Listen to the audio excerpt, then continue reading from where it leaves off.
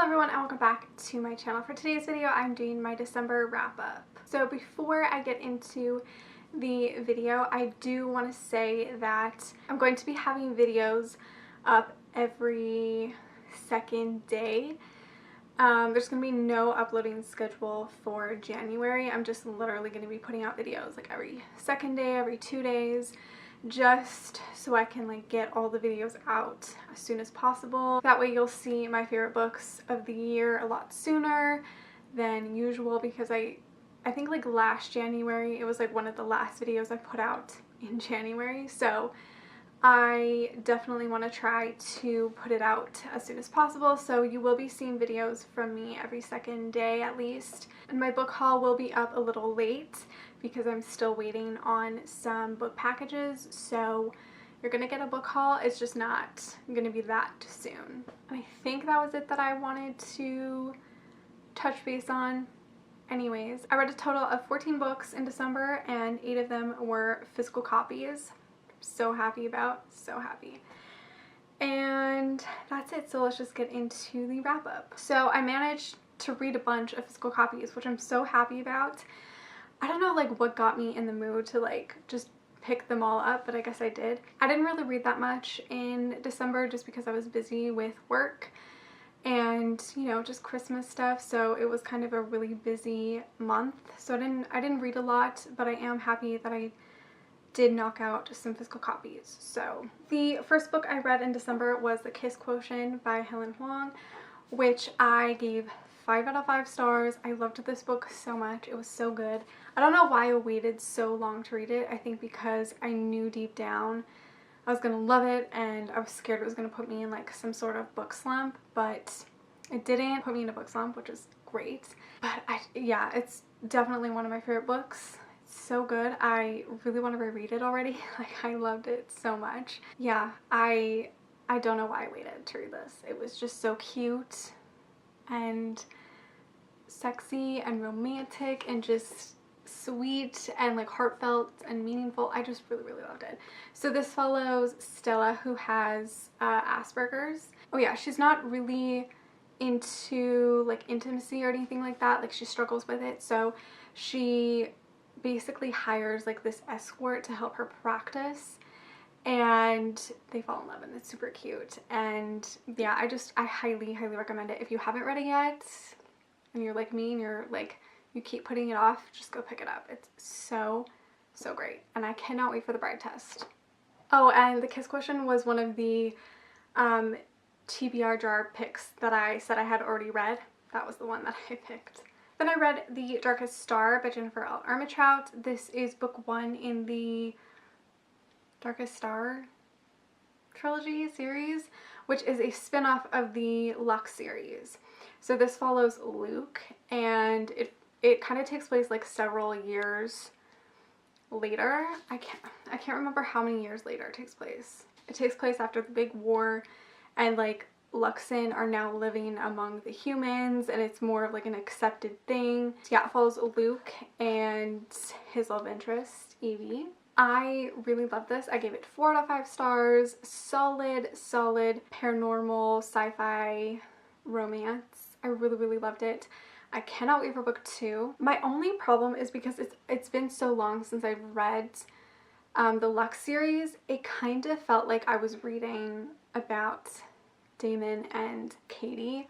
Like, it didn't feel like there was much of a difference between Evie and Katie. Like, they kind of felt like the same character, to be honest. Like, they still have like that snarky attitude and stuff, and I just like, it kind of felt too like similar in a way. However, like, I still really obviously enjoyed it, and I obviously can separate the two, but I feel like if you had just read the Lux series and then you read this like right after, you might feel like it's kind of too similar. I don't know. That's like my only complaint. But it's been a really long time since I've read a YA novel, so yeah, this was pretty solid. I really did enjoy it, and I am excited for book 2. Very excited. Then I read The Controversial Princess by Jodi L. Malpaz, which I started back in May, and I finally finished it. I gave it kind of 3.5 out of 5 stars. I had first given it 4 stars, and then I really thought about it and I was like, I liked it, but I didn't like it that much. This follows kind of like a modern day royal family, and it follows the princess, who is very controversial, and she, you know, doesn't really follow rules very well. And at her birthday, I think it's her birthday, she meets Josh Jameson, who is this American actor, and they basically have like an affair. Her family obviously does not approve, and all of this, and then there's drama that happens at the end, and it's like, oh my gosh. There is a cliffhanger on this, by the way, and I'm very curious to read the second book. I will read the second book. I already ordered it. So I felt like it kind of dragged a little bit. Like, even though this is a pretty short book, it just felt like a little too long, and it kind of dragged on. It was good, but I didn't love it, you know? Then I read The Good Luck Charm by Helena Hunting, which I have been meaning to read since like August when it came out. And this I gave 4.5 out of 5 stars. I loved this so much. I didn't think I'd love it that much because a lot of my Goodreads friends and stuff had given it like 3 stars. So I kind of went into it thinking it was going to be just like a typical romance, and I wasn't going to like love it or hate it, but I ended up really, really loving it. This is probably my second favorite book by Helena. There was something about it that I just really loved. I think it was honestly the characters. And I don't really read many second chance romances, and this one was definitely that. And there was just something really sweet about it, and I don't know, it was just really good. Yeah, so like I said, it's a second chance romance. So Lila and Ethan dated back in like high school. He was a very big hockey player, and to focus on his career and actually try to make it in the NHL, he decided to break up with Lila, went their separate ways. 8 years later, he is traded to his hometown like team or home city team, and they bump into each other, and they kind of slowly start back up together again. And it's just really sweet and a heartfelt book, and I just really enjoyed the characters and the writing and the storyline, and it was just a solid romance book. I really enjoyed it. Then I read Jock Ruled by Sarah Nye. This is book 2 in the Jock Hard series trilogy. I'm not sure what it is yet. And this I gave 4.5 out of 5 stars as well. I didn't love it as much as Jock Row, but I still really did like it. This one I felt like was pretty short. Like it didn't feel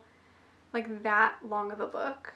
It felt really short. But this one was super adorable. It follows Kip, who is basically very, very, very rich. Like, he has a rich family, and he doesn't like any of the attention around that, and he kind of on purpose makes himself try to look ugly and like unattractive. And so he has like a lot of hair, and he's just like, he really doesn't like attention, especially if they know when he has money. Kip and Teddy meet at this party, and he's like immediately drawn to her, and he watches her like the entire night, and he sees how pushed around she gets by her friends, and he kind of tries to help her out, and they fall in love, and it's super cute, and I highly, highly recommend. I think Jock Row is still my favorite, but I still really, really like this one, and I can't wait to see where the series goes in the future. Then I read Hot Shot Doc by R.S. Gray, which I gave 4 out of 5 stars. I also really, really loved this one. Probably my top 5 from R.S. Gray. Like, it's definitely one of my favorites by her. Like, yeah, all of her books I feel like just get better and better. But this follows a surgical assistant who, her boss is basically retiring, and so she's struggling with deciding where she wants to go next. Like, does she want to still work in the same area that she's working in, or transfer to another area?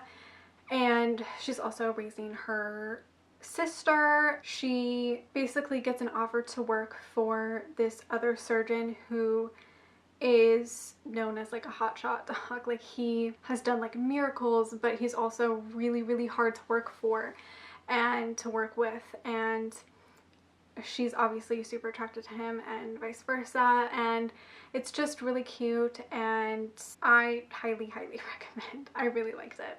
Then I read The Trouble with Mistletoe by Jill Shalvez.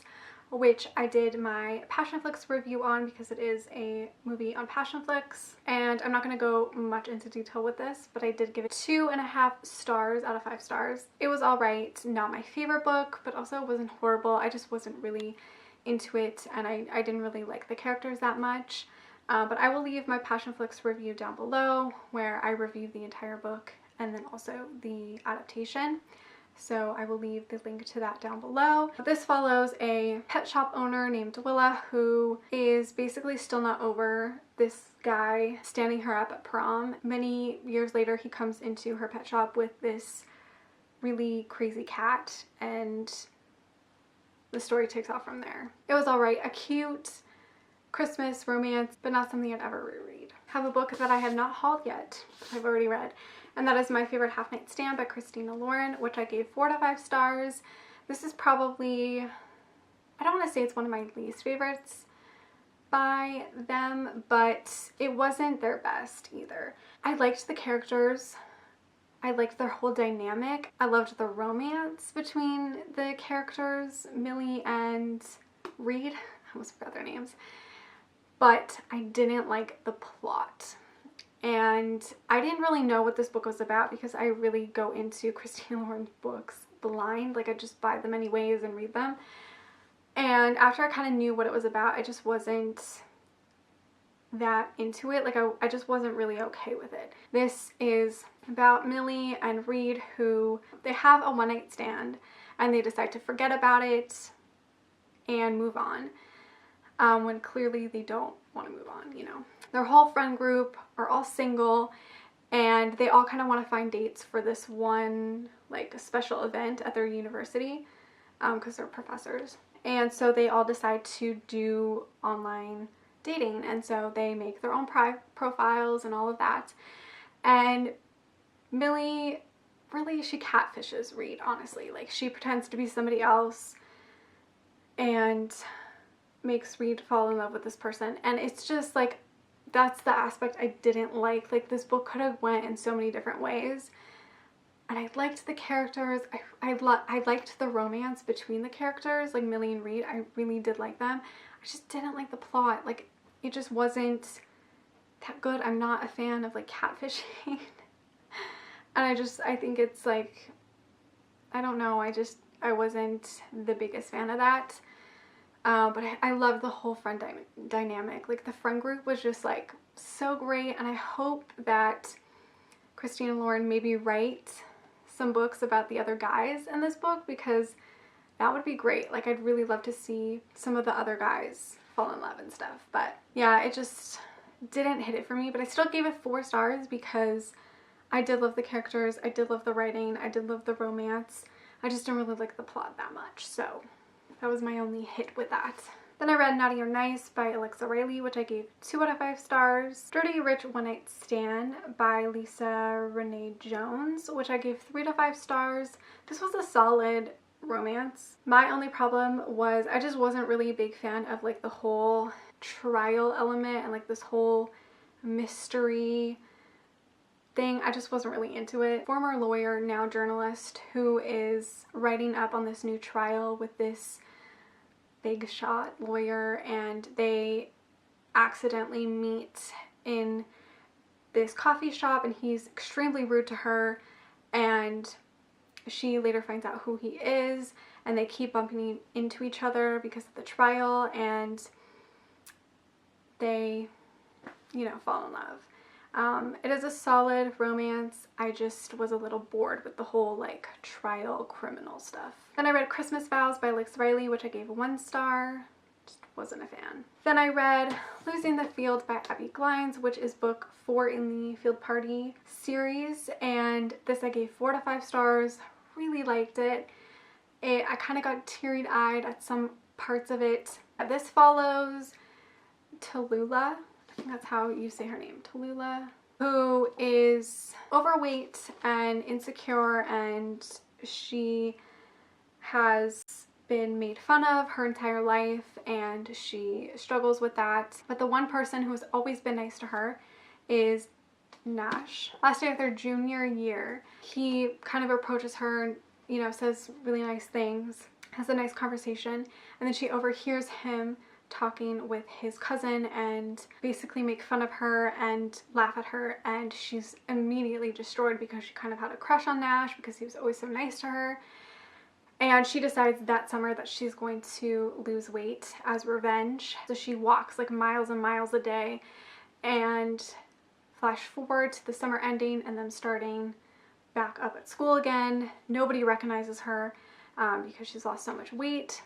Nobody has ever paid attention to her, and now she has all of the attention. Everybody thinks she's this new girl. One thing I have to say is this deals with like weight issues and all of that very, very, very well. I know that Abby herself has struggled with her weight a lot, and she's talked about it before. So I know that that's something that I think is really important to her. And she has young girls, and I feel like she just deals with topics so well because she has kids herself, and she is just so forward with all of that, and just, I don't know, she always has such a positive and important message in all of that. Oh yeah, the storyline continues where Nash, he's always kind of had a crush on Tallulah, and he's always thought she was pretty, but now he thinks she's like even more pretty, and he is struggling with his own issues because he hurt his leg where I think he tore something in his leg where he has like a permanent limp, so he can no longer play football. So he's kind of dealing with that as well. Obviously, start spending more time with each other and falling in love. And yeah, I just overall really enjoyed this. Solid book by Abby. Very, very well done. Loved it. Then I read Queen of Air and Darkness by Cassandra Clare, which is the third book in the Dark Artifices series. And this, I didn't know if I was actually going to get around to in December because I was so busy and I just didn't really have time, but I had a free day and I read all day. Like, it took me like almost 8 hours, but I read it all, read this all. It's great. I still have yet to haul this, by the way. It'll be my next haul. And this I gave 4 to 5 stars. My only problem is just that it was a little too long. There could have been stuff that should have been cut out that was kind of unnecessary to me, and it was just a little too long for my taste, but I kind of expected that from Cassandra Clare. Like, her books are always so long. I don't really want to spoil this for you guys, so I'm not really gonna say what it's about, but it just follows Emma and Julian and their final story, I guess. Love these characters. I love this world. I personally hope Cassandra Clare never stops writing in the Shadowhunter world. I don't care. Like, I could honestly have 100 books in this world and I would still not be happy. Like, I don't care. I just want more. Like, I love these characters so much, and I understand why people don't love these books. Her writing is kind of hard to read. Like, it's not easy to read, to be honest, but I am so glad that I pushed through. Like, back when I read City of Bones, I think I gave the books like 5 stars, but I remember thinking, like, these books are really hard to read, like, I don't like the writing, blah, blah, blah, blah, but I am so glad I pushed through because now I am just so in love with this world and these characters that I don't care about how hard her writing is sometimes. Also, another thing, did not care about Kiernan, is that how you say his name? Mark and Christina. I don't care about them. Like, I just really don't. I don't think Kiernan deserved redemption at all. Like, I just don't like him. So, you know, I just don't care. So a lot of their chapters I kind of skimmed. Okay, sorry, my camera ran out of memory. What was I saying? Aside from like this trilogy and then The Last Hours, Cassandra Clare hasn't announced anything else. But I mean, from that last line in the epilogue, pretty sure we're gonna get more books, which I'm very, very excited about. Yeah, overall thoughts, great conclusion, loved it. I am so happy with the way that it ended, and I definitely want more books about Jason Clary. I can't help it, you guys. I still love Jason Clary so much, and I just want more books about them and the original clan. I just like really want more books about them, which I'm secretly hoping that that's what we get, because yes, please. Also, I can't wait for The Last Hours. It's just gonna be so, so, so fun to go back in the past a little bit. It's gonna be great. I'm very, very excited. Let me know your thoughts on Queen of Air and Darkness. No spoilers in the comments though. And then the last book I read in December was Ringing in the New Year by Alexa Riley, which I gave 3 to 5 stars. This one was pretty cute. So those were all of the books that I read in December. It was kind of a lot. Like, I managed to read quite a bit and finish off some books that I wanted to read before the end of the year. So I'm really, really happy that I managed to do that. And yeah, I had a pretty great reading month. I gave a lot of books 4 stars, so it was a pretty solid month for me. Let me know how many books you read back in December and which one was your favorite. I can't believe this is the last wrap up of 2018. It's so crazy. Thank you so much for watching. Make sure to give this video a like, subscribe, follow me on all my other social media, and I will see you guys in my next one. Bye.